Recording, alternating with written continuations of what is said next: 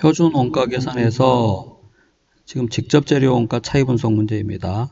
문제에서 요구하기를 직접 재료 원가 농률 차이, 즉 수량 차이를 요구했어요. 그래서 직접 재료 원가 차이 분석을 하면 되는데, 자, 지금 자료를 하나씩 대비해 봅시다.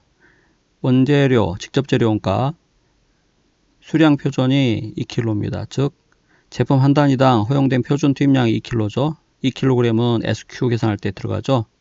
SQ 맨 앞부분에 원래는 실제 생산량이 들어가고 그 뒤에 이게 제품 수니까 제품 한 단위에 허용된 표준 투입량을 곱해서 실제 생산량에 허용된 표준 투입량을 구하는 거죠. 그래서 제품 단위당 표준 투입량이 2kg니까 2kg 대입하면 됩니다. 앞에는 원래 제품 단위수가 들어가야죠. 일반적으로는 실제 생산량이 들어갑니다. 자, 표준 가격이 킬로당 10원이죠.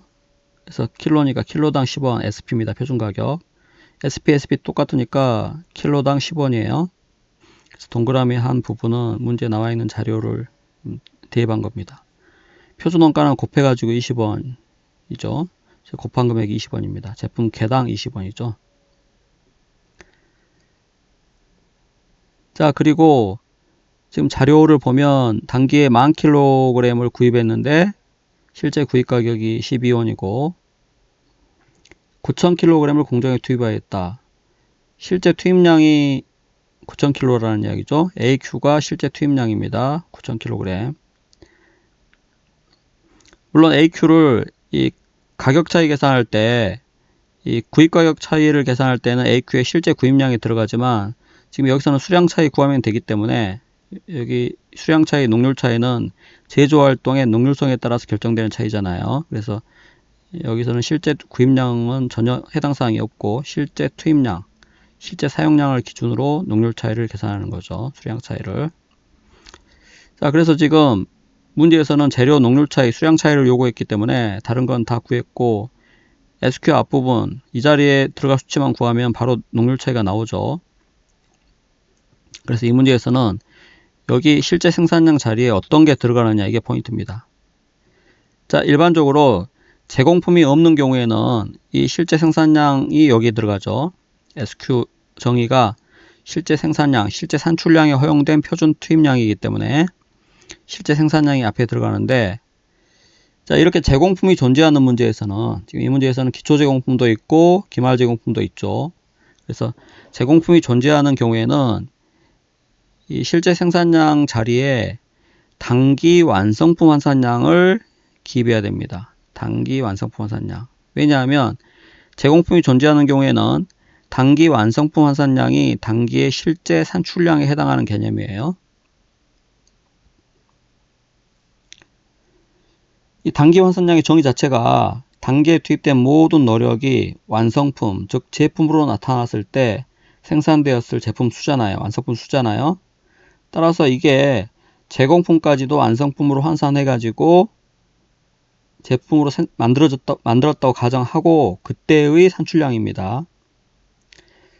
자, 그런데 여기다 단기 환산량 대신에 총 환산량을 쓸 수도 있을 것 같은데 총 환산량을 대입하지 않고 단기 완성품 환산량을 대입하는 이유는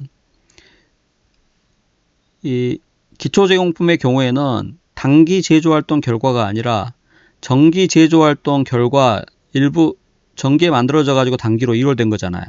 자, 따라서 기초 제공품에 해당되는 부분만큼은 단기의 제조활동 결과가 아니기 때문에 그 부분을 제외해야 된다는 거죠. 그래야 단기 차이 분석을 하는 거잖아요.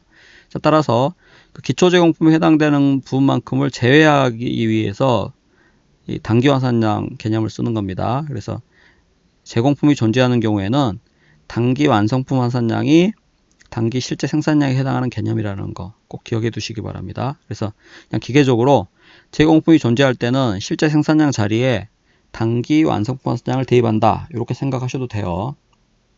재료원가 분석이기 때문에 재료원가 측면에서의 단기 완성품 환산량을 구해야 됩니다. 자, 단기 환산량은 평균법에서의 총 환산량에서 기초 제공품 환산량을 빼면 단기 환산량이 나오죠. 그래서 5단계법 그 흐름으로 접근해도 되지만 여러분들 이런 거는 간편법으로 그냥 구할 수 있어야 됩니다. 자, 먼저 총환산량 구해보면 총환산량은 당기 완성품 수량이 3,500개죠. 3,500개. 이거는 100% 완성됐으니까 곱하기 100% 해도 되고 그냥 써도 됩니다.